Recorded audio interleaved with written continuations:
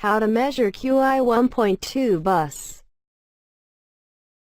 Connect the LAP-F1 probe to data in and GND of Nuvoton Qi transmitter. Click the acquisition of top toolbar. Click trigger level.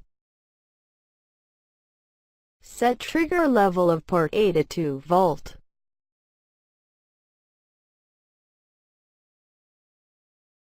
Set sample depth, frequency and trigger position.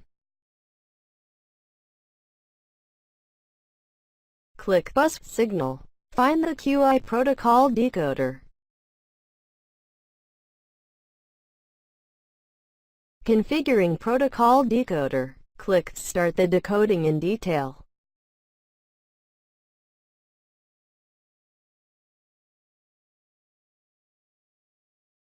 Set trigger condition. Click single capture icon. Start the device under test. Click the Show the entire waveform icon.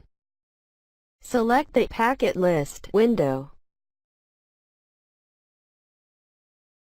Drag the mouse from top left to bottom right to zoom in. Double-click the packet in the packet list and the waveform will be displayed synchronously. Double-click the packet in the waveform packet list will also be displayed synchronously.